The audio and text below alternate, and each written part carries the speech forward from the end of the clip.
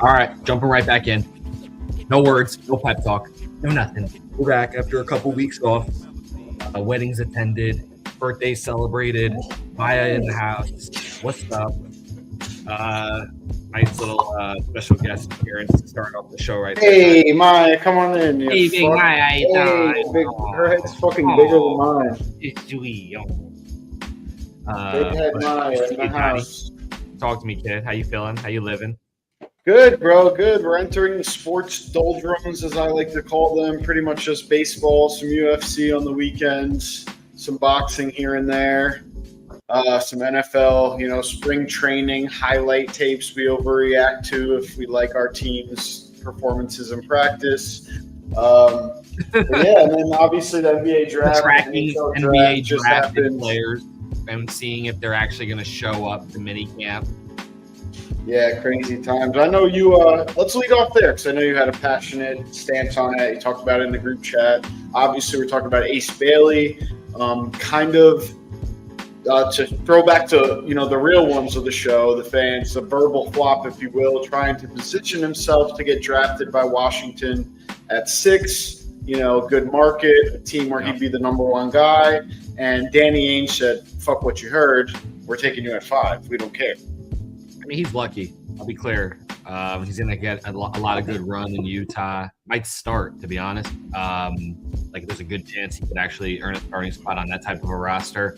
Oh, he'll definitely start. Number 5 overall pick. Yeah. Yeah, exactly. So, I don't know what he was expecting or what he was thinking. But I will say that whoever's in his camp, it didn't seem like it was coming from him. It seemed like a lot of his camp was handling a lot of it from his interviews, and it didn't really seem like he was in tune with all the inner workings of all these messaging systems, all this shit happening. Even though you are responsible for your own brand at the end of the day as a player, so whatever is actually getting out there, that is part of the gig. And he'll learn that as he gets older, I'm sure, and builds a team around him, continuously molds that team around him as he becomes a star, whatever he becomes in the NBA. But it's just like whoever's in his camp is an idiot, because this is not how you want to start off your entrance into the NBA. You've been working your entire life in theory to get to this spot. You've been thinking about this moment for your whole career, and now you got this cloud over your head like, oh, I don't want to play here. I don't want to play here. I want to play here. I want to play here. It's like, and frankly, you're not Cooper Flagg. The only guy in the draft that should really have that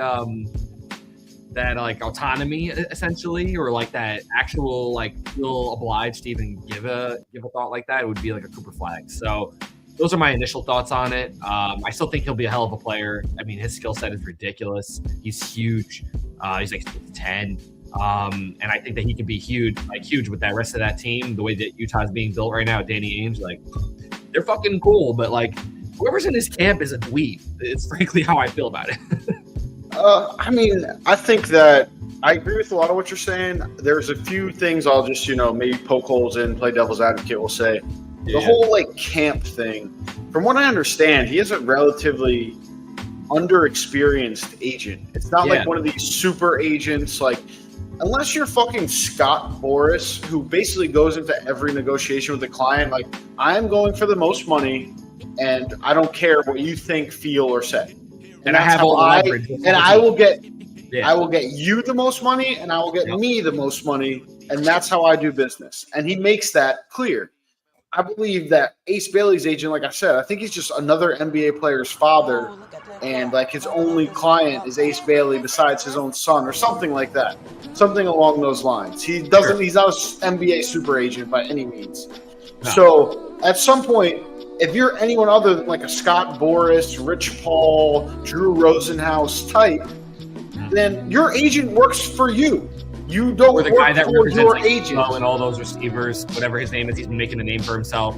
What's his name? He represents Debo and DK and all. Remember that whole suite of receivers that he represents? He's super famous now. I just can't remember his name, but that even just explains the point. I love when you step on my point just to not know the guy's name. Thanks for that. Much appreciated. No, I'm just saying. I figured you would be able to name him quick. That's why. That's the only reason I figured. Drew Rosenhaus, Neil Schwartz are the 2 NFL names that I know that are kind of that ilk. Like I said, Rich Paul in the NBA, and then obviously Scott Boras in the MLB. But other than that, your agent works for you. You are in charge. You don't have to say shit. You don't have to do nothing. And then most importantly, when you get drafted 5th to the Jazz, you control how you react. I know it's an emotional thing, but like still, this is something you've been working towards your whole life, and now you just go ahead and kind of act like a baby. Like you see Malawach from the fucking South Sudan get drafted at 10 and is crying his eyes out in joy, and it's just a matter of perspective. And I think that it's a two-part thing where one, Ace Bailey is just someone who probably feels a bit entitled by his success. And then also the NIL now being like, okay, I have a couple $1 million already. I'm not going into the NBA starving and obviously good players got paid under the table before that. But my point being is now with the NIL, now with the NIL, you can be cocky about it. Like, I made this much NIL money. Behind it, beyond money. I think there's a lot of other things that go into NIL that we don't even know about, like perks that are like even beyond like the under the table, like I'll throw you a car. Versus but you can, and also just the attitude of you can be cocky about it. You can't really be cocky about under the table money because you're not supposed to be getting it, and you could lose eligibility or whatever. I'm happy to be here as a college athlete. Rah, rah, rah.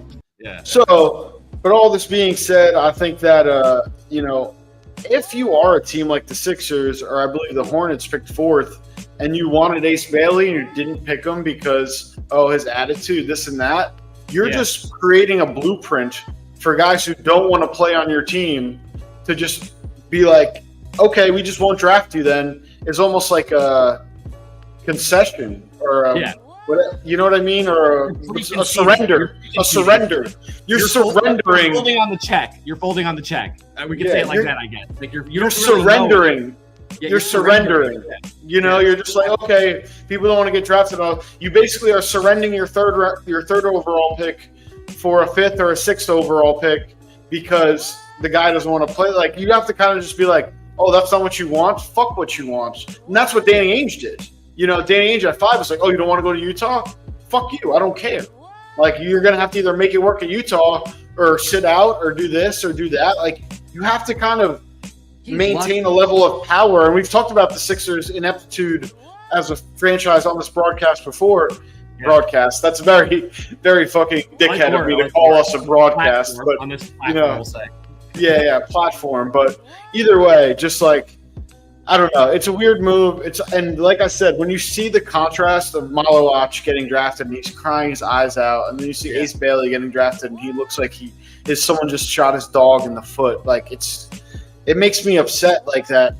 And I was NIL before NIL was a thing. I always said, like, you don't have to pay them a salary, but they should have the rights to their name, image, and likeness. I've been saying this since 2004, freshman year of high school. Yeah, I've been saying Road 26 when we first started remotely. Oh, yeah, definitely first iteration of Road 26 for sure. And even well before that, UFC fighters and unionize. I have all these takes decades before they're happening. UFC fighters will be in a union by 2030.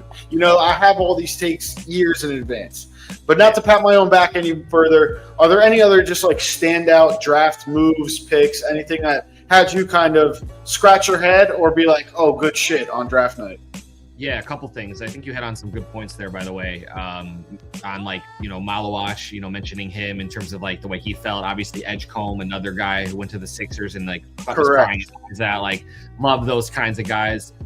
Speaking on Edgecombe for a second, I think that was a terrible pick by the Sixers. That's the last thing that I felt like they needed. They needed to draft the backup center, and I think that it was the Malawach kid that they should have been looking at, for example. Or I think there was another guy that I forget his name, maybe like guy from Arizona, Carter Bryant. I don't know if he was the big. There was another big. I forget who the big was, but Carter Bryant is a human being who exists. That might be who you're thinking of. Carter Bryant. Yeah, I know he played at Arizona, but I just don't know if he's the big that I'm thinking of, or if he's a big even, like if I'm thinking of the right name or guy. But nevertheless, I thought that the Sixers needed to get a backup center. You got Embiid playing 30 games a year, and you're drafting another wing. I mean, it's just a weird pick to me. I don't understand ever what the Sixers are doing in general. Like, they're just a fucking mess, it feels like, and they just – the way they trade, the way they move, it's just they hit on Maxey and they haven't done anything to support that, it feels like. I mean, they could have even used Knuppel probably more than an Edgecombe, even like a sniping 3 guy to go with a Maxey who's a slasher and a guy that can really make it happen on the dribble, off the dribble, whatever. So that was one take I had. I think Trey Johnson, I think the Wizards are going to be sneaky. You look at their roster; they have a couple different guys. Like I think Middleton's on that team now. They have C.J. McCollum, and then you draft Trey Johnson, and I think they have somebody else they got in that same first round. Who was it? Walter Clayton Jr. from Florida. That's it. Who's a winner, and it seems like to be able to a guy that can hit big shots, maybe a Brunson type of guard when he comes to the league. Maybe not the same way, but Brunson light, like a thicker guard, slow, but hits big shots. Like smart player, seems to be like a gamer, like a glue kind of guy, almost in a sense. So I like sneaky what the Wizards are doing. I think they'll be a playoff team. That's a hot take I have for next year, like because of how decimated the East is, and just like if those guys play, for the record, like Chris Middleton and CJ McCollum the bucket, but like if those guys play, I feel like that roster could be cool in a low key matter, like just with the East especially. That's a couple different things that I thought about, and by the way, the agent that I was talking about before was Tori Dondi. He's the guy that represents CD Lamb, AJ Brown, Patrick Surtain. I just looked it up, like big guy. So it wasn't like a random guy I was thinking of. I just couldn't pull his name. I thought you would have been able to pull it. No, you're good. You're good. No, I've never heard that name, but I believe you. He's probably up and coming. Because obviously Neil Schwartz might already be retired, and Rosenhaus is obviously getting old. Like there's like time. This time guy's for a new NFL guy. Yeah. Matthew Golden signed with him. Marion Hampton from the new draft, for example. A couple guys like Penix. Hollywood Brown. There's a bunch of guys on this list. It's crazy. So to go through some of your draft notes, I'll kind of take it chronologically as how you said them. VJ Edgecombe to the Sixers. I think maybe your best point was like maybe trade back and get Malawach. But then again, my take to that is like if you're planning around Joel Embiid missing 52 games and like being like having someone else there and hoping to get to the playoffs without him and then him playing, like that's just a bad plan to begin with. Like if your best player is going to miss, 2/3 of the games or whatever that winds up being, like why even have that be your strategy? It's almost like trade Joel Embiid and hope there's a team out there that is fine to play him 20 minutes a game or whatever. God. Yeah. But then bringing it back to just the Sixers, I think one thing you missed was they also have McCain. So now you have McCain and Maxey, who are almost the same exact player. They're both undersized, bad defenders, can shoot and play great offense, are kind of clutch, where you're hampered in a sense of, one, they both need the ball a little bit. Like they can catch and shoot a little bit, but they're both primarily need the ball. McCain's going to come off the bench. I am like 99% certain I'm going to call that out right now. Embiid's going to come off the bench? No, McCain. Yeah, and that's like, but I feel like that's it's almost like bad. Like you're better off getting just like 2, 3-and-D wings, putting Joel Embiid in the middle, and letting those guys just kind of switch off who takes the ball up kind of thing. But all this to be said, like Edgecombe, Kneppel maybe could both fill that role. But it feels like Ace Bailey would almost be perfect for that wing role. Yes. Like as like a 6'8" shooter who can score, who can pass. Is he bigger than that, John? Oh, I thought he was like 6'8". You might be on it. I might be overselling it. Yeah, 6'8". Good call, bro. I don't know why I thought he was like 6'10". Like maybe you're thinking maybe Harper might be 6'10", the other kid. That might be who I'm thinking of. You might be right. But they both are in that 6'8" to 6'. Definitely not Harper though. Harper's like a small guard. Harper's like a slash, like a Dwayne Wade. He's like 6'4", 6'5". Okay, all right. Well, just like the Sixers, we talk about, they're weird. But Bailey would be perfect wing, 6'8" wing. Like I said, if you all of a sudden you have McCain, Maxey, Ace Bailey, Paul George, and Joel Embiid in an Eastern Conference that doesn't have Tyrese Halliburton, that doesn't have Jason Tatum, all of a sudden, like you have maybe your best shot to make an Eastern Conference final that's eluded you, since Allen Iverson. Like this is obviously, like I said, the surrendering of a higher pick because someone doesn't want to go there is a bad strategy. You have to force their hands. The money is too good in the NBA for these guys to be like, I'll sit out a year and come back in the draft next year. You can't go back to college, so you can't make the NIL money if you declare for the draft. And then if you go overseas, you could get hurt. There's so many different factors. Crazy. And at the end of the day, you want to be an NBA player. As much as Ace Bailey wants to sit here and pretend like he's bigger than a team like the Jazz or the Sixers or this and that, he wants to have that on his resume, and it's been his dream his whole life to play in the NBA. So, the only other draft thing I was thinking was I brought it up in the group chat. I do think it's insane that the Knicks drafted without a head coach. I can't remember that happening in any sport. I'm sure it has, but I can't remember a team drafting without a head coach hired. I got a couple takes on that. I just want to go back for a second and correct myself. So Walter Clayton Jr. got traded to the Jazz, and then in a acquisition, the Wizards got back my favorite player in this draft, who I mentioned in our chat, from Illinois, Will Riley. I think this kid's a sleeper, and I think he's going to be really good. So that's interesting because I do love Clayton Jr. going to the Jazz with Bailey. That's kind of fucking sick. And with Laurie and like that roster, okay, so we could talk about that roster for a hot minute, even though the West is loaded.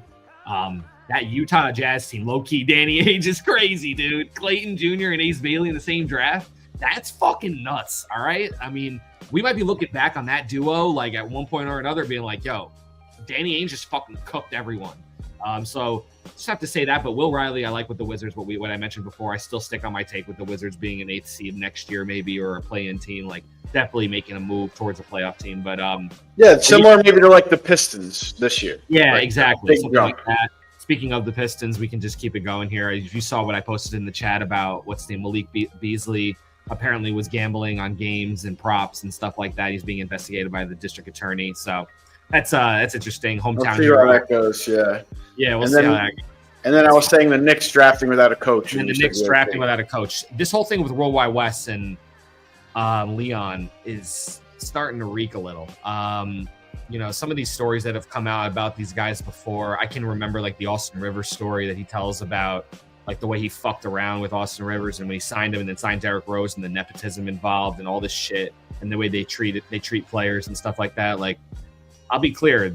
It's a lot of arrogance it speaks to from Worldwide West. That's the first thing I want to say. And Leon, and thinking that they know more than what a head coach would have to offer, depending on who they hire in that drafting scenario. So that in and of itself right there is annoying as a Knicks fan, because you do want an outside presence to come in and look at the roster from a holistic perspective without bias, a fresh pair of eyes to be like, yo, this is what I saw when I was watching you guys in the playoffs. This is what it seems like you guys really need in the draft and what I think we could use going forward if I was the head coach, blah, blah, blah, blah, blah.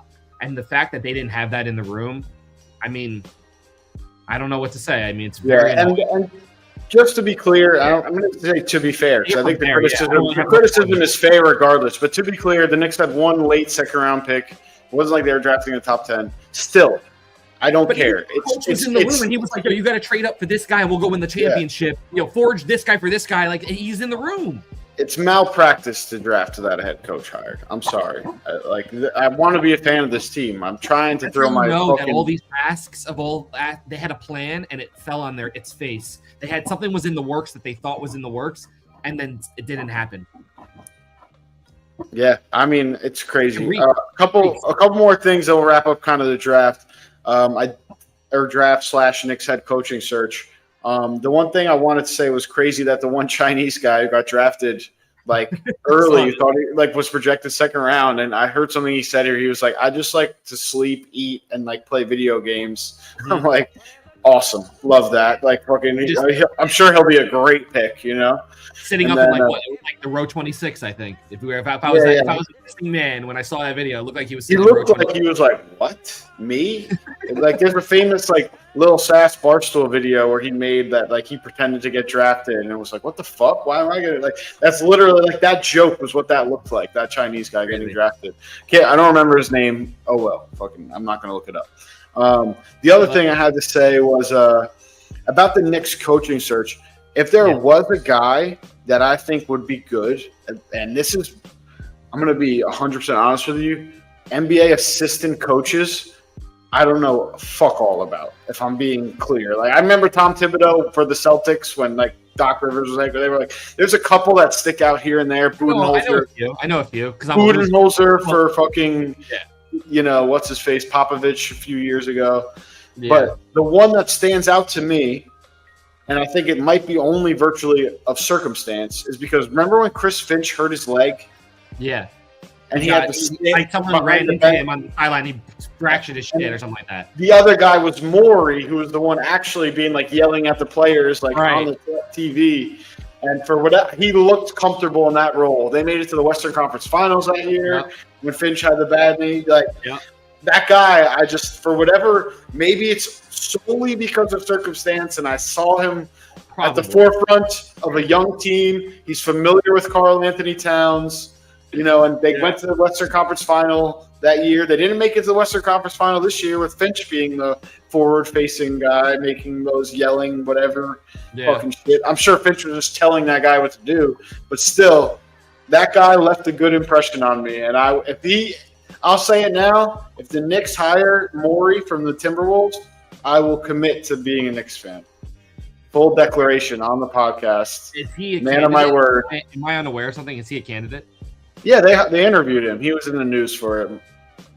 Oh, cool. Morey. I think it's like Donick Morey or Darish Morey, something like that. I have not been keeping up with their search. On the day of the draft, they talked about him being a candidate. Like, that's how late they are to the party, Like, they hadn't even interviewed him yet.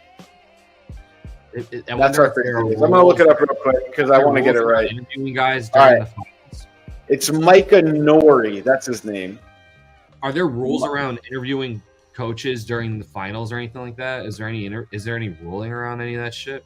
Well, I mean, I think they didn't make the finals. I think you can interview. I think it's just like I'm pretty sure it's like the NFL. Right? It's like the NFL where like defensive coordinators like are interviewing during Super Bowl week. Kellen Moore, Like those guys are interviewed. Yeah, I'm pretty sure it's the same for assistant. I think it's head coaches. You need permission. They could fire Thibodeau. In theory, they should be able to interview for the job. Yeah, they could. I'm pretty sure head coaches are the only ones you need permission. Can I tell you what I think happened here? What do you think happened here? They thought they had something under the table with Kidd, and they thought they would get a pass to be able to do it and they thought Kidd would stand on his head about the Luka trade and would be like, yo, you guys went behind my back and traded Luka without consulting me. I don't want to coach here anymore. I want out. And then Dallas hit the lottery. They got the number 1 overall pick. And Worldwide West in the back of his head was like, fuck that. I don't care. I'm going to still try to get Kidd. I think he wants to be in New York where he was before, and he loves Jersey, and he wants to finish what he started for the tri-state area. Blah, blah, blah, blah, blah, blah, blah. If you know, this goes back 20 years. But then they got Cooper Flagg, and he saw Cooper Flagg, and he was like, and Kyrie re-signed. I saw the other day, 3 years, $114 million. Yeah. Got the commitment from Kyrie, and Kidd was like, what do you want me to do? No, you know what? It holds water, your theory, because that's what I think. If memory serves, Kidd kind of forced his way out of Brooklyn. That's right. To get to Dallas. Because he was the head coach in Brooklyn or New Jersey, whatever the fuck it was, for the Nets. I think it was Billy King that let him out of his contract, if I remember right. But I think he was like, yo, I'm not going to fucking show. Like, I'm not going to try. Like, he was the reason why he was let out of his contract. I'm not coming into work. I'd rather resign. You'll have to like sue me for contract breach or whatever. You know what I mean? Like, he basically was like, I'm out to get to Dallas. Obviously went to the finals with Dallas. And I think there's a lot of weight to your theory that like, oh shit, they actually won the lottery. All of a sudden our starting lineup is Cooper Flagg and Anthony Davis and Lively and Kyrie Irving. Stafford and these guys are taking the low. And these guys are Klay Thompson. Flags here now. It's like over now. Yeah. Yeah, no, so I think there's weight to that theory. But at the same time, if you're the Knicks, it's just like I mean, you're all But then again, did the Knicks fire Thibodeau after the lottery? But then he's part of the decision making of what they're doing in the offseason. So then but I'm just saying, like, when the Knicks fired Thibodeau, and I don't know if I'm right or wrong about this, I think that was after the lottery was already drawn. I don't think that's right. Okay. I'm going off my head right now, but that's a good question. I'll fact check. You talk about other potential Knicks coach left. Okay. Knicks coach candidates left, I should say. Yeah, Johnny Bryant, I believe, was another guy they were interviewing, who's the Cleveland assistant coach who used to be, I think, with the Nets or the Knicks at some point, as like an assistant. He's a good brain, but he's becoming stale, like an Eric Bieniemy type. It seems like no one has interest in hiring this guy as the head honcho job. So that speaks volumes. But he's probably going to be around. He'll probably get a job somewhere at one point. I don't know if the Knicks job is for him because it's a big job. Like, we have a championship run next year. This is it. Like, healthy wise, like we're the best team in the East. So there's no argument about it in my opinion. And the only team that can argue it is maybe Cleveland. And I still think we got them. Yeah. And we've got them before. Hang on, just so you know, the NBA draft was the NBA draft lottery was May 13th, and the Knicks were eliminated from the playoffs on May 31st. So at that point, we knew the Mavericks already had the number 1 pick at that point for 2.5 weeks. Then my theory doesn't hold because they would have never. But also, they might have thought, they might have talked to Kidd before, like, hey, if we don't win the championship, we're firing Tom. Or if we don't make, if we don't make the finals, we're firing Tom Thibodeau, and he would have been in early May 1st, we'll say, and he'd be like, I'm down, I'll force myself out of Dallas. Then May 13th rolls around, they win the lottery, and he's like, now I could I'll cross that bridge when I get there, because the Knicks might make the conference, the finals, and I don't have to worry about it. And if they don't, then I can make a decision then or something like that. It's all smelly. But that's when you do deals with people who force themselves out of Brooklyn and agree to force themselves out of Dallas. You can't be mad when it comes back to bite you and they're like, nah, because they already showed they break their word. They've broken their word on their contract in Brooklyn. The whole principle of your deal is they're going to break their word of their contract with Dallas. So if they can break their word on their written contract, they'll break their word on your backdoor verbal deal. If they fucking, you know what I mean? Like you can't really. You can't. The only person you can point at is yourself, and this is not good. And this is all obviously speculation. I'm not saying Jason King is totally a dirtbag, but it's possible. It's possible, and I also think the other side of this whole thing is that with Kidd, especially with the roster and how it's constructed currently, like in terms of like where the development of this roster had, like where the roster is going with all these guys signing, Lively signing, Gafford signing, Kyrie signing back.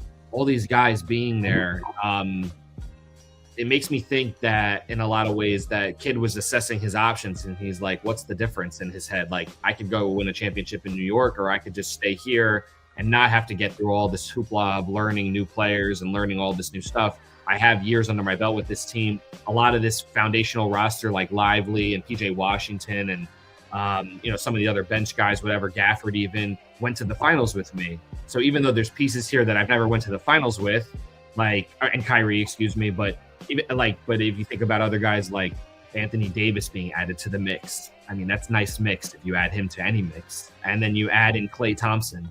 I mean, that's 2 perennial Hall of Famers right there that you're adding. And now you add in Cooper Flag. And it makes me think that this Dallas team is going to be the best team in basketball when Kyrie's back, and full throttle, this team will be unstoppable. With Kidd as the coach, I feel like they're going to really understand how to play the game. They need a guard. They need a point guard. I wouldn't be surprised if Chris Paul maybe takes that minimum and goes down there, and maybe this is it for all of them, and just like this is how he gets. Kyrie's going to be the point guard. I don't think Kyrie. Talking about the backup. Backup, maybe, yeah. Yeah, Kyrie's the starter as soon as he comes back, but he's going to be out till January or February. So you're going to need someone that can run the show a little bit, in the meantime, from a ball handling perspective, because Klay's not a ball handler. Anthony Davis is not a ball handler.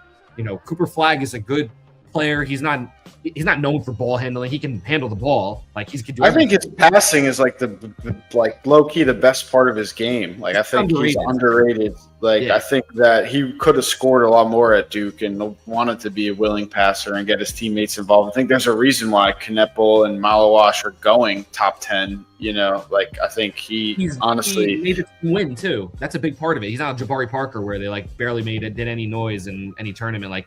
He took the team to a fucking, what was it, the Final Four. They lost in the Final Four. Yeah, so that's tough. Yeah, no, they're a good team. And all this stuff, as a high school senior, he went to college early. He's 18. He's so young still. So obviously they have a bright future. But I think when you call them unstoppable, this will be what we call in the biz a segue. I don't think that they are going to be unstoppable in terms of going up against a team like the Oklahoma City Thunder, who just won their first championship at an average age of about 24, probably, if I had to guess. Alex Caruso's the old head at 32. Shay's 26, Chet's 21. Jalen's 20. They just did, like we talked about with McConnell, like not Jalen Williams the guard, Jalen Williams the big. They could have team optioned him for $2 million for one more year. It said they gave him 3 years, like $25 million, just to make sure he's got generational wealth and like keep him around for a couple more years. And he's the number one camaraderie guy on that team. He is glue guy. That's what I'm saying. Like exactly. TJ McConnell. Yes. The opposite of what the Sixers did. People don't get it. You will not win a championship without one of these guys on your bench, at least one. You need one usually in your dog of your superstar, like that kind of MO of glue in a sense. But to be clear, there has to be guys on your bench who don't play, who are all in and understand the moment. And these guys who get it. And you have to be willing to show that you're willing to pay these guys early and willing to take care of them and willing to make sure that, like, it's more important. That might be an overstatement.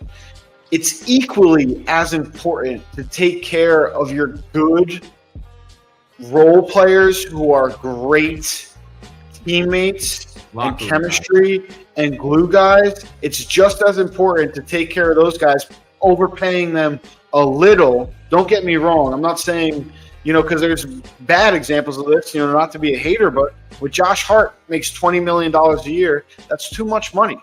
Like Jalen Williams making $8 million a year instead of $2 million. Different guys. $8 million, but I'm saying $8 million instead of $2 million is fucking the perfect example of like, all right, we're going to go ahead and pay this guy a little early. It's only $6 million on the books at the end of the year.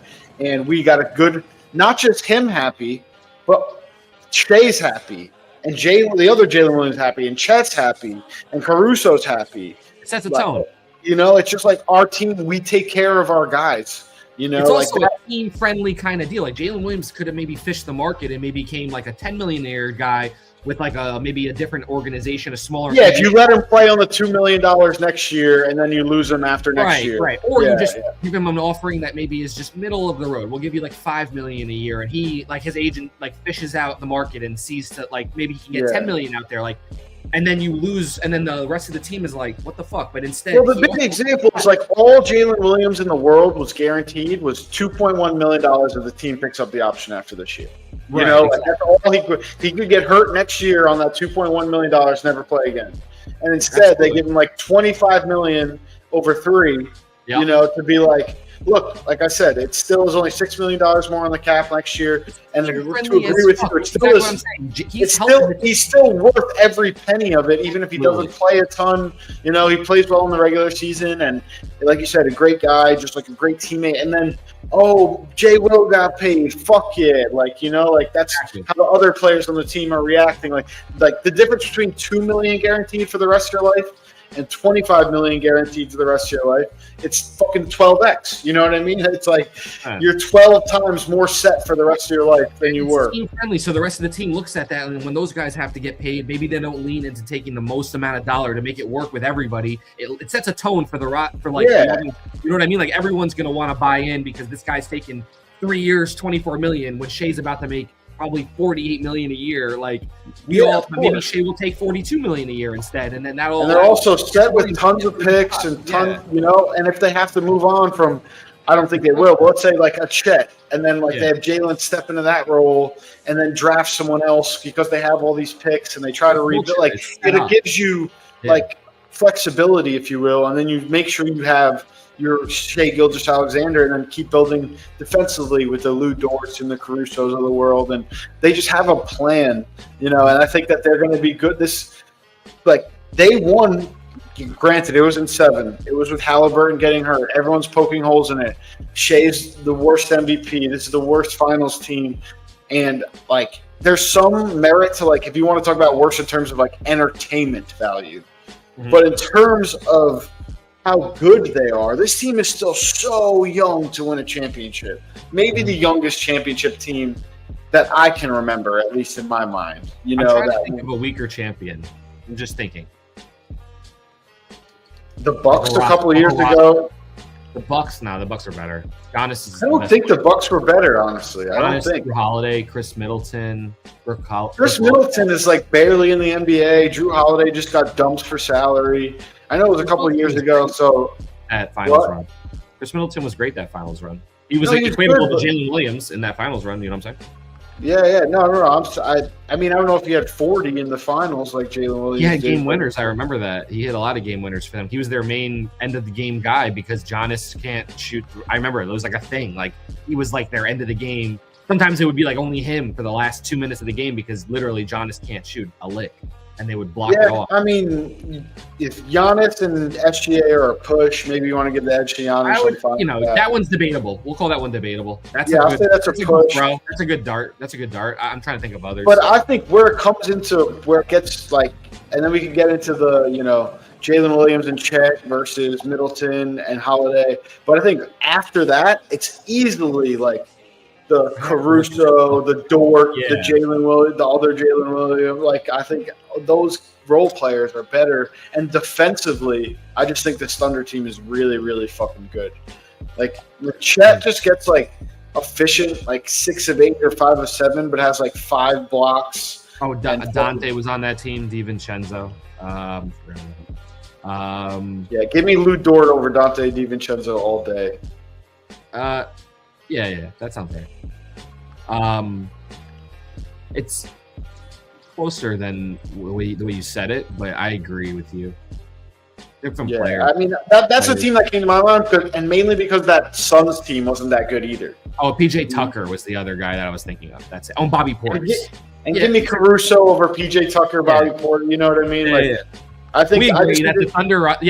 So then it's an embellishment. I think we just disproved that. It was a hell of a. But the reason why I think there's the criticism somewhat fair is because like 68 wins in the regular season is tied for 5th all time, and they won the championship.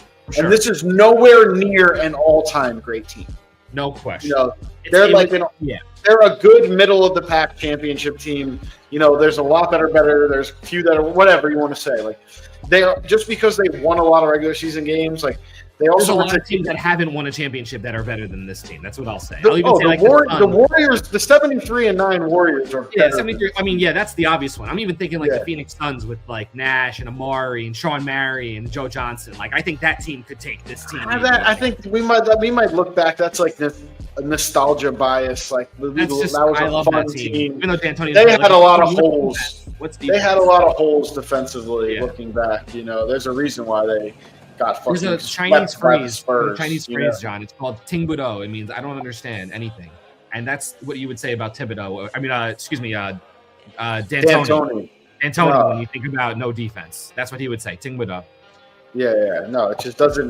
That team. There's a reason why they didn't. They didn't even get to the finals. That team. In old school possession basketball, they were scoring 130 a game. Makes no sense. Yeah. Well, it was just that's all they were cared about was just scoring points and not playing defense, And then if you get ahead on them, you take them out of their rhythm. Like it's right. It's like the Cowboys, maybe not last year, so the year before, like are maybe the best team ever assembled with a lead, but playing from behind, they're bottom 3 in the league. It's just like you have to be prepared for all situations.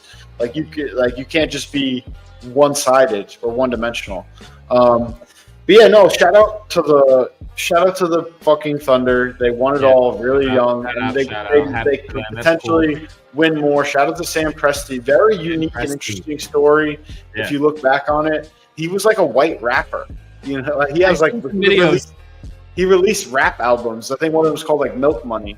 And then he like slept on the floor for the Spurs, like learning how to, become an NBA executive. He went from RC Buford, right? He worked with RC Buford for a little bit, I believe. Yeah, there was like a free throw tournament that like Tim Duncan won for like $300, and he like gave it to Sam Presti because he had no money, like, and he was just trying to win. Brains in that room. That's And then so he obviously ended up with the Thunder, built, the team that almost got to the mountaintop. That also probably would have been the youngest team to win before this team when it was Durant and Westbrook and Harden and Serge Ibaka getting swept in the finals, 3 legitimate Hall of Famers on that team. I don't know if they got swept, but losing the finals in 5 or 6 to the Heat, it was 5. 5. I don't think they got swept. It was 5. I don't remember. I've never remember a sweep since Cleveland the first time with LeBron and Eric Snow and that team to the Spurs. I believe the Spurs swept LeBron 4-0 that year. The Lakers maybe with the Nets. I don't know. Who cares? Maybe. That was longer ago. That sounds right. Also, one of those years, maybe 2000. Maybe you're right. Yeah. Because I want to say the Lakers went like 16-1 one playoffs one year. Yeah. One of the three peats. But to keep it moving, just before we move on, the shout out to the Pacers. Tough run, tough ending there. Tough ending there with Halliburton going down. But I can't take anything away from the Thunder for that. That's just how the fucking cookie crumbles. And they had a great run. T.J. McConnell in that third quarter of Game 7 was ridiculous. I was thinking of you the whole time, John. Dude, he was the only one who scored for the team in the third quarter for like 9 minutes left. Some of those were fucking filthy.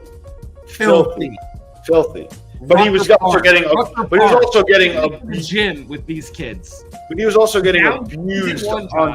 John, he did a dribble once. He dribble like quick time with his left. Dribble, crossover, like floated across the paint, floats up for the jumper, bang. I was just so technical of like using the rim like on up and unders to like so you can't get blocked. Just very technical, high arcing short jump shots so you can't get blocked. He's twitchy. You can't guard him. You can't check him. He's too twitchy.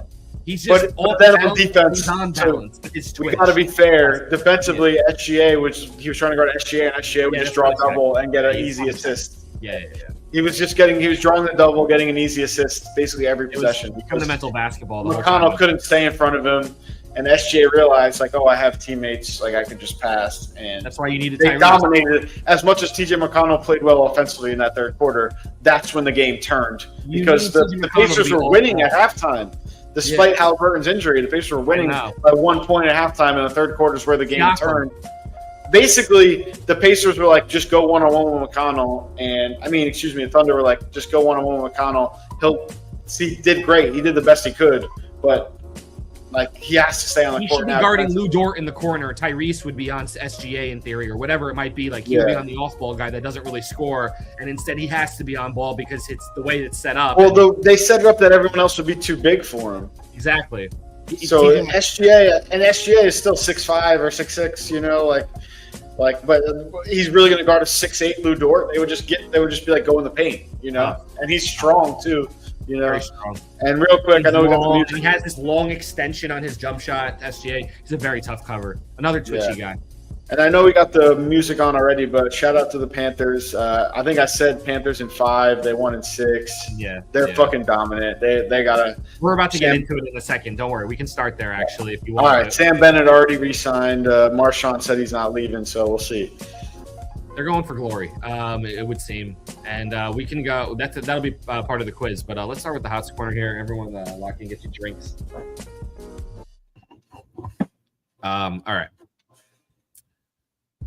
Who earned the most money during the 2025 NBA playoffs and NHL playoff? One player each. Like their yearly average pay? No.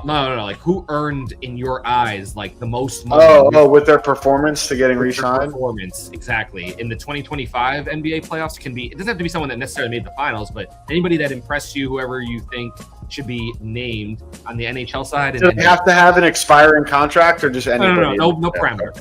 Okay. All right. I would say in the NBA playoffs, who stood out to me the most? Like who earned money?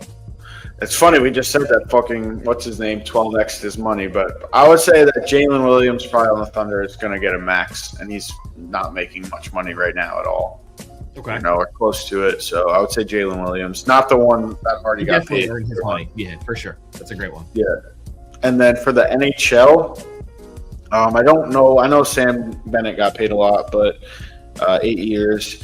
I'm going to go elsewhere, though. I'm going to go with Seth Jones. I think Seth Jones, I've talked about him and Marchand a lot, together, but Marchand obviously has gotten a lot more of the media hype of the trades during the season. I think Seth Jones was fucking excellent for the Panthers in the playoffs as a defenseman. Fun fact, Seth Jones, the son of NBA player Popeye Jones. Shut the fuck up. Seth Jones and Caleb Jones. Popeye Jones longtime NBA, role player, solid player. Yeah. And enforcer of sorts must have encouraged his boys to play hockey for whatever reason, because he has 2 sons in the NHL, Seth Jones and Caleb Jones. So I'll say Seth Jones. Love it. All right, that's pure. That's pure sports facts for you right there here on Row 26. Who will have the bigger career, Ace Bailey, Cooper Flagg, or Dylan Harper? The best NBA career? I have to go Cooper Flagg. I got to go chalk here. Obviously, I think Harper has pedigree, has NBA family, can be a great player. But Bailey obviously is the most question marks based on attitude. We talked about it ad nauseum. The answer is Cooper Flagg. I forget how fucking the house corner works. Sorry. We'll talk about it after. Rank these platforms: HBO and Netflix, Apple TV, Prime. Rank these platforms. Oh, man. I think I still got to go Netflix number 1. Then I would go HBO. Yeah, I'd go HBO Max, Apple TV, then Prime. Okay. Of these receivers, who will have the best stats next season? Keenan Allen, Amari Cooper, Tyler Boyd. Tyler Boyd? They're just 3 free agent receivers. All right. I guess I'd go probably Amari Cooper, then Keenan Allen, then Tyler Boyd. You just need to name one. I just said of these receivers, who will have the best? Okay. I'll go Cooper. Okay. Not a rank them situation. What is the worst thing people do at weddings? The worst thing people do at weddings is extend the boring toast. What do you mean by which part? I'll elaborate. I want to elaborate. Anything, whether it's a father of the bride, a best man, a maid of honor, anyone giving a toast who's not doing a good job who just keeps going, or even the officiant, anyone who talks for too long with the mic in front of them is the worst thing you can do at a wedding. Of the barring fight someone or something, you know what I mean? No, you're good. I love it. Of the players who played at least, this is part of the quiz. All right, so do you want to go? We're gonna move on to the quiz now. We're good? Yeah. All right, so we'll start with NHL then. 10 guys had 20 plus points for the NHL playoffs. Name them. Draisaitl. Done. McDavid. Done. Marchand. Just barely, but done. Yes. Okay. Bennett. Yes. Reinhart. Yes. Where am I at? 5? Yeah. Who else on the Panthers who might have got there?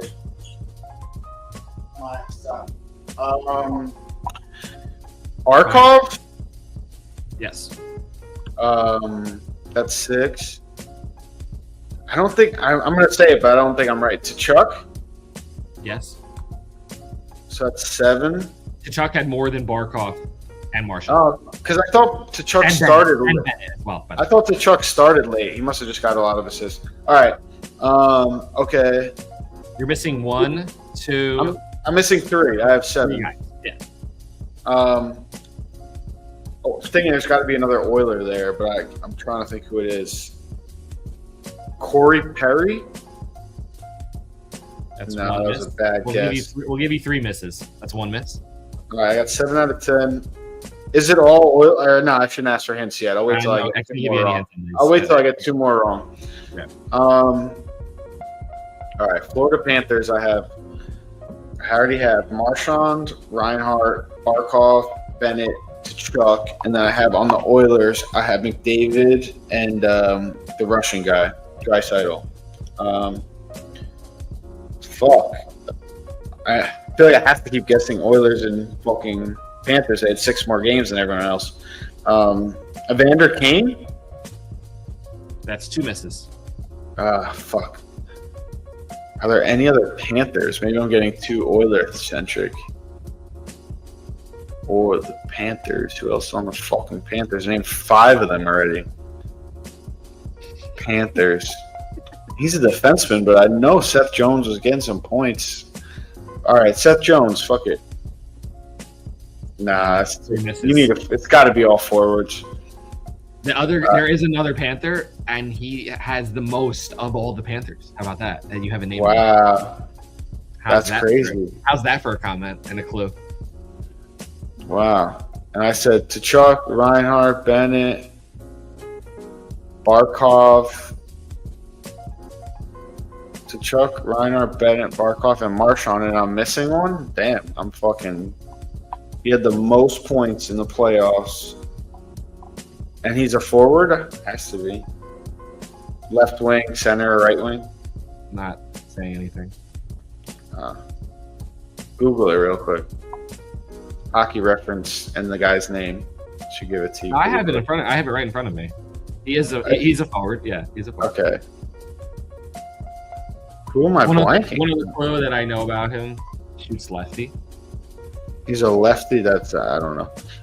And so there's one other Panther, and what are the other two players? Oilers. So there's one Panther. No, I think this guy is on. I don't want to say it wrong. Hold on. No, you're good. Did you look up the teams of the other two while I think of this? Yeah, Panther? one is an Oiler. Okay. For sure. One is on Oiler for sure. And the other guy, what team is this guy on? Oh, he got traded. That's why I don't know this. Sorry about that. No, you're good. This guy was on Dallas. Oh, Dallas. I know this guy. He was on the Hurricanes before Dallas. Russian guy. What? Not the Hurricanes before then. The Hurricanes at one point, but that's not the most recent team that he was on. I believe before this team. But I think the Hurricanes might not have re-signed him or something like that, and then he wound up in Dallas. His career, yeah. So that's the other guy. Those are the two guys. And he's Russian, right? 3 guys left. Excuse me. He's Russian. Canadian, I think. The Dallas guy is Russian. He's Finnish. Oh, I don't know. All right, I give up. I'm done. So Verhaeghe is number 3. Verhaeghe, that's a bad miss. That's a terrible miss. Verhaeghe, yeah. He's number 3, and then Bouchard was the guy. Oh no! All right, Zach left. We'll see if he comes back. Verhaeghe was a bad miss. Bouchard. Where did Bouchard play for? Okay, you're back. Bouchard from the Oilers. I think it says here. Bouchard is the Oilers. Yeah, and then Rantanen was the guy that we were. Rantanen, yeah. Tico. From the Avs, yeah. Tico Rantanen. Yeah. Yeah. So that was pretty good. 7 out of 10, pretty good. That was. Verhaeghe is a bad miss though. 7 out of 10 is solid. I'm not disappointed in that at all. 8 out of 10 was what I was expecting. I didn't know if you were going to name Rantanen or Bouchard. Those two I was really questioning. Yeah. I mean 7 out of 10. I'll take 7 out of 10. So many Panthers though is like freaky. That's why. That's why I was like, I already named 5 Panthers. It's a funny. Verhaeghe's a bad miss though. Still, that's why I'm okay. I give myself a C+ there. All right, so let's move on to this other quiz. This is the last quiz. Of the players who played at least 10 playoff games, 10 guys averaged 20 plus points for the entire playoffs. Name them this season. In the NBA? Yeah. Brunson. Yep. SGA. Yep. Towns. Yep. Cunningham. 1 miss. Do you have to play a certain amount of games? Because I feel like Cunningham had to have 20 a game, no? No, average 20 a game, yeah. So people who got eliminated in the first round could be in it? No, it's 10. Remember what I said, at least 10 playoff games, John. So, yeah. Oh, okay. I thought you averaged 20 points a game. Yeah. All so right. I'll take Cunningham off. So that okay. Of the players who played at least 10 playoff games. Okay. I missed that. 10 guys averaged 20 plus points. Okay, so anyone who lost in the first round isn't even, or even the second round isn't even eligible. All right, correct. I got it. Okay. Well, second round you could be in theory if it went technically, yeah, 2 6-game series. Yeah. I got you. You get the point. So far, you have Cat, Brunson, and SGA. Okay, all right, and there's 10 of them total. Yeah, so you have 7 more. All right, I'm gonna say Jalen Williams. Yeah. Okay. All right, Halliburton. That's 1 No, miss. that was a bad guess. I should have known that. All right. I got 2 from the. I don't know if anyone on the Pacers did that. Jokic. Yes, number 3. So that's 4. All right. Under. It's hard to know if they played against Anthony Edwards. Yeah, of course. That's 5. Anyone else on the Thunder? The only other person would be Aaron Gordon or Jamal Murray. I'm not going to say them yet. Nobody else on the Knicks. I see Siakam's close, but I don't think so. Nuggets. Anyone else on the Wolves? Average 20 a game besides Anthony Edwards. Julius Randle? Yep. He averaged more than Cat, actually. That's 6. That's 6. That was a good poll there. Julius Randle is 6. All right, Knicks and Pacers, not Halliburton. And then who did the Knicks beat in the second round? The Celtics. Celtics played a 6-game series in the first round. Oh, man. Jason Tatum got hurt in game 5. Or game 4. 4, I think it was. Yeah, game 4. I don't know. I'm going to say Tatum. No. Then I'm going to say Brown. Yeah. You should have. I think your gut was Brown. I can almost hear it in your guess. Well, because I was like, I think they played 6 games in the first round, but then Tatum getting hurt might have brought him under the 20 points. Was it 6 games in the first round, or was it 5? It might have been 5. Maybe I'm wrong. I thought they lost twice to Miami. It might have been 5. Whatever. Fuck it. And then the motherfucking Cavs lost in 6 to the Pacers. I'll say Donovan Mitchell. I don't know. I don't want to keep doing this fucking math in my head. You have 2 guys that you've already said their names. They're the last 2 guys. Really? You've said them. Oh shit. They were part of your Aaron Gordon? No, that's not. Jamal Murray? That's 1. Okay. Jamal Murray's higher than Julius Randle and Cat and Jalen Williams. Wow. Respect. You had a better playoffs than I remember then. Yeah, respect. Low key, the lowest key average. When I saw it myself, I'll be clear, I was like, wow. Yeah. And then the other guy you said as well, his name. I said his name as well. What team? No chance. I can give you the team. It's that obvious. Oh shit! I said his name already. Think about games played. Also, like the idea that like you said, Halliburton's not here, right? So Siakam, yeah. Exactly. He was, to be clear, he was number 10. Yeah, he's got to be like 20.2. Yeah, he had a ton of games. His over/under was like 17. Yeah. It was like literally, I think it was like 20 point something. But anyway, to recap it, was SGA, Brunson, Jokic, Anthony Edwards, Jaylen Brown, Jamal Murray, Julius Randle, Cat, Jalen Williams, Siakam. That was the 10 list. It's a good list. I'm okay there. Yeah, both solid jobs on the quizzes. Overthought it a little bit. I think if you just went with your gut a little bit more, it probably would have shot some more darts with Murray, maybe with Siakam. We'll go over the whatchamacallits, the Hotz corner, but that Popeye Jones, Seth Jones fact got me like inspired for my next quiz. Is going to be like, are they related? Oh shit! I look forward to the quiz. That's I'll give you one right now as a teaser. All right, go ahead. Are they related? Barry Larkin, shortstop, MLB. Shane Larkin, point guard, NBA. I think that's right. Is that official? That's my official guess. Final answer that they're related. Yes, father and son. I thought that was right. I kind of remember that too, being intersport father-son. Yeah. Those are harder. Those are even harder. Like a Joe Horn Jr. or whatever, whatever the fuck, and like. Well, Joe Horn and J.C. Horn are related, but Joe Horn and Jimmy Horn aren't related. Jimmy Horn are not related. Right, exactly. Yeah. Who are in the most money during the NBA playoffs? You said Jaylen Brown. NHL playoffs, you said Seth Jones.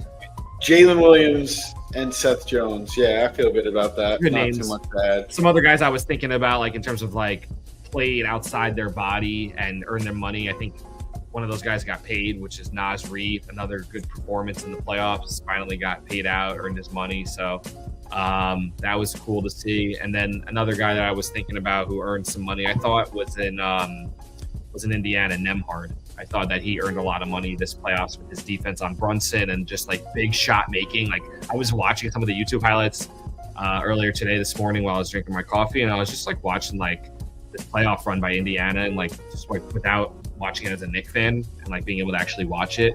And this step back three that Nemhard has in his arsenal when the game's on the line, it's pretty lethal. So he's another guy I thought about there. But yeah, we keep moving.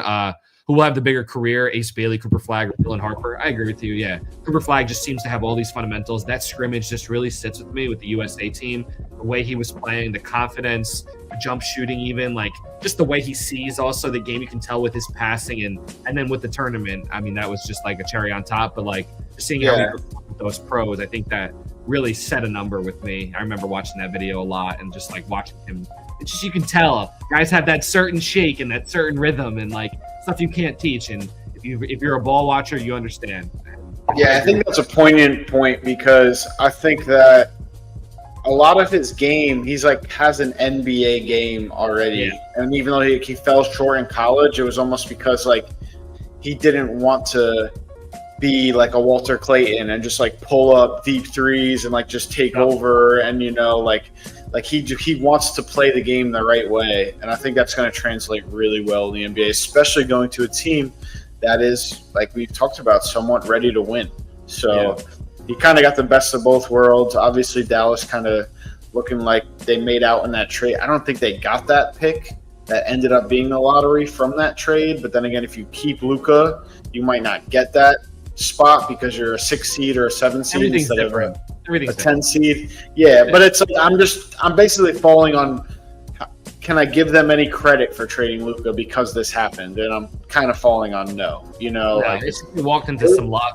It's still, they only have a 3% chance or whatever of getting this number 1 overall pick, and they somehow got it, you know?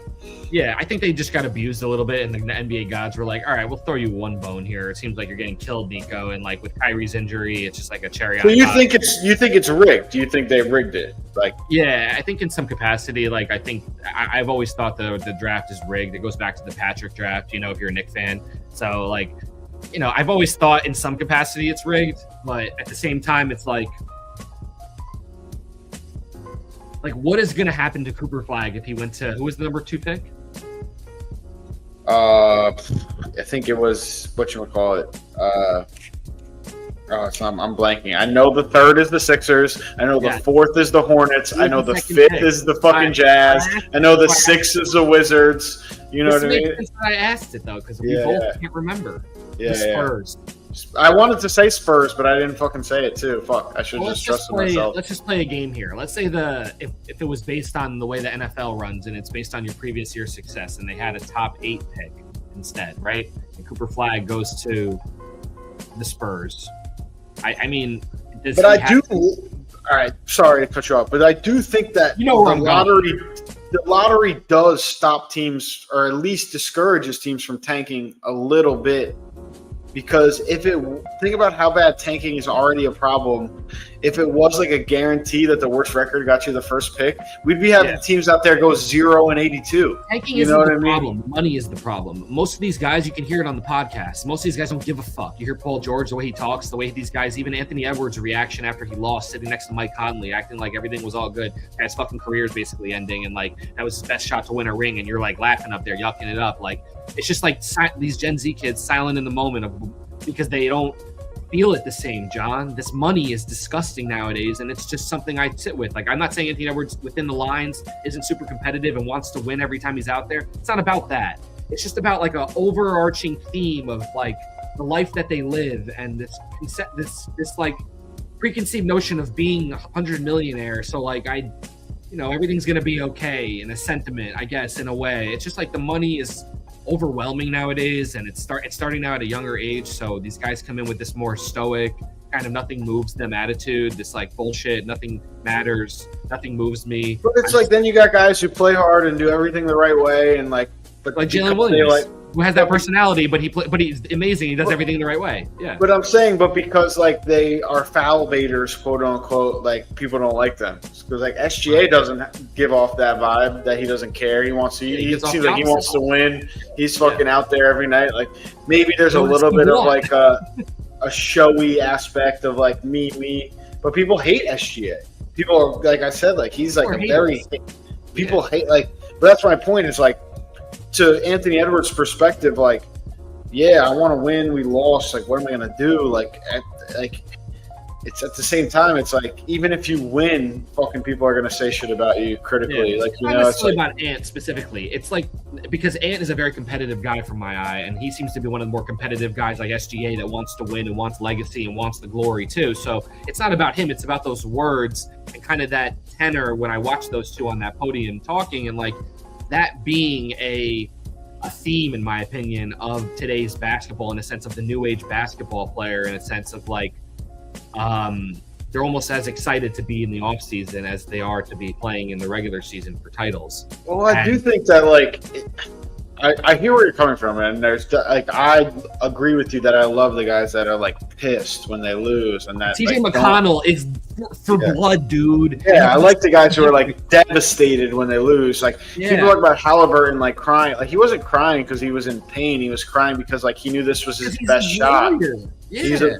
He knew this was his best shot to win an NBA Finals, and he's taken away from him. He's not crying because his Achilles like really hurts really bad. You know, he's crying because he now can't play and help his team in the biggest moment of his life. And he was just cooking. And he was just. I love that. Don't get me wrong, but at the same time, I try not to like be so critical or hit too hard when guys are like, you know, even when Giannis lost, he's like, all right, so it's every year I don't win a fucking championship, I'm a failure. Like, it's not how it works. Like, nobody wins every fucking year. Like, what am I supposed to do? I'm a fucking human being. I tried my hardest. I lost. I'm going to try to get better and move on. People were, like, killing him for that. Like, yeah, it is a failure when you win a championship. It's like, who's saying that? It's fucking some guy who, you know, is just a regular dude. And not to slap, I'm a regular dude. You know what I mean? But I'm not going to be like, oh, fucking, if it's one thing, if you're like, oh, I don't give a fuck, I don't care, like, I don't, win or lose, I make a ton of money. There's guys like that, like fucking Evan Neal on the Giants. Those guys could suck my fucking dick. You know what I mean? Like, but the guys who are like, look, I keep losing or not winning a championship in perspective, that's actually healthy. Like, I'm all for like mental health. Like, I don't necessarily want guys out here putting their whole value of them as human beings on whether or not they can fucking score a basketball. Yes. Yeah, and again, I'm talking very meta, or like, you know what I mean? Like, I get that I'm like, you know, you're embellishing the point a little bit. I'm trying to find a happy medium between, you know, fucking. Like, I still like it when guys cry and get upset, but I hope at least internally they're keeping the same perspective, whether it's weeks pass, months pass, days pass, where they can get to that point where Giannis is, or maybe even Anthony Edwards is. But if you want to say there's a correlation between eventually winning or not based on how hard you take it, I could get behind that point too.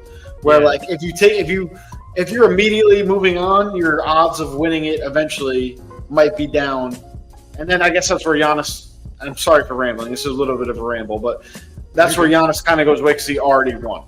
So, like, for him to say that after he'd already won makes a lot more sense. So for sure, and I think he has a point, because if you're a champion already, you know what it is. So it's not like anybody can take that from you. You've already done the work. You know what it looks like. So it's not like it's something that you're guessing about like everyone else, like a media member. That's a good point. I like that. You've never really made the run and had a championship, and you just get knocked down in the first round every fucking year, and you barely are taking it serious. Like, you just have but you leave it all out there, like a Kemba Walker, for example, who I always felt like was super competitive between the lines, always wanted to win, wanted the ball. One of those guys that just never won a championship, had a couple playoff runs with Charlotte, like some low-key shit, but like really nothing. And really most of his fame came from college at UConn and that whole run that he had. But in general, I would say that like there are a lot more guys that are like Tyler Hero types that I've been hearing, the way he kind of talks about ball and the way he kind of is, he's kind of an idiot in terms of like the way he approaches it and like his mentality and just like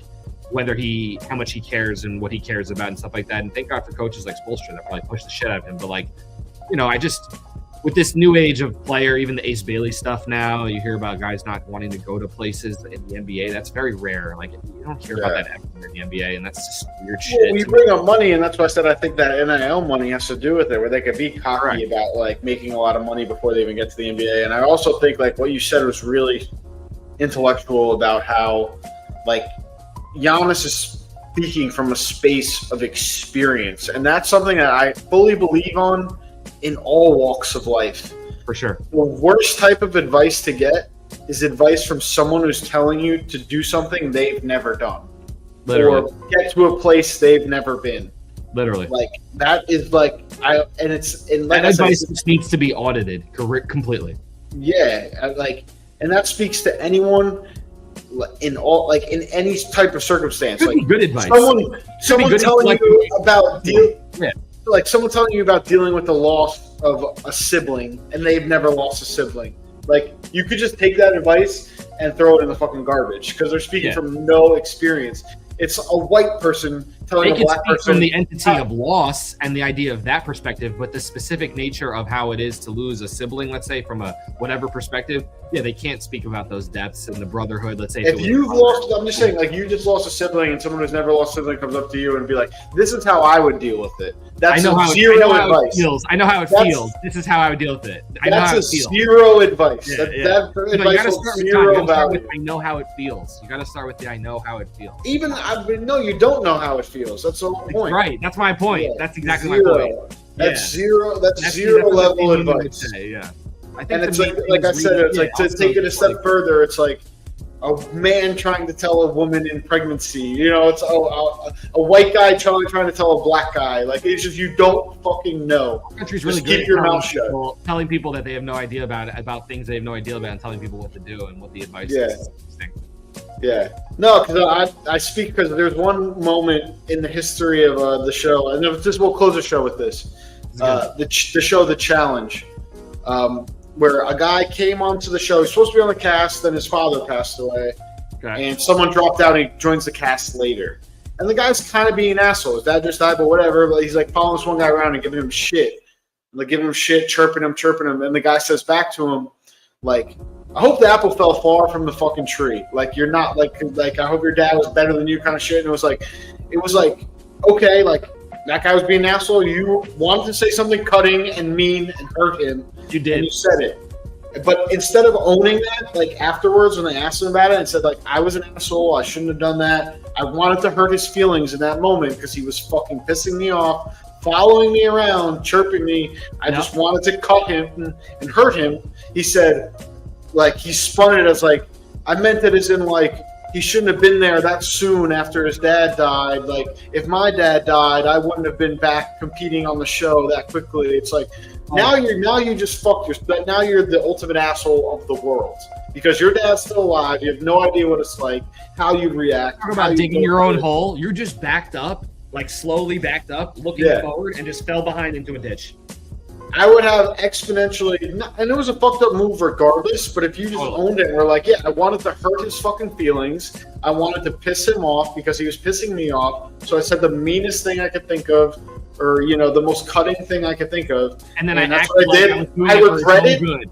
I regret it, or even if you're like, I don't even regret it because he was being an asshole. And then he acted like it was for his own good. To try to spin it as like, I was trying to look out for the kid. Was like the most fucked up thing I've ever seen. So. Run far away from those. So to come all the way back, like, just to say, like, anyone who hasn't, experienced what you've experienced, trying to give you advice, or if you talk about, I want to, write a series, or I want to write a pilot for a show, and someone who's never written a fucking paragraph is like, fucking telling you, you should do this. Just don't listen.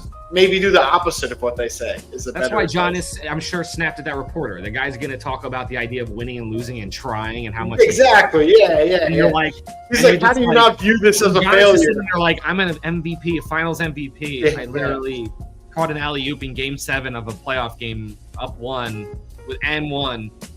Yeah, and scored fucking 40 points and had 20 rebounds and 5 assists and I look like great defense. I look like the Big Dipper 2025 version, and it would be great if he was like, do you consider yourself a failure because every single article you write doesn't go to the top of the charts? You know what I mean? Like that's all. That's the snipe, and then he would have to come back the next day and say, I shouldn't have said that, and that's what he probably would have done. Yeah. And there we are, full circle.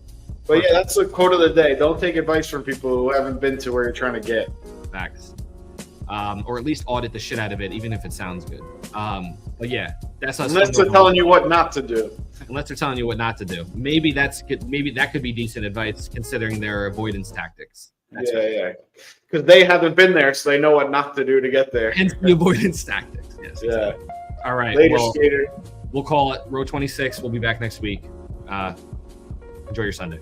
Yeah. Happy 4th of July week. Peace.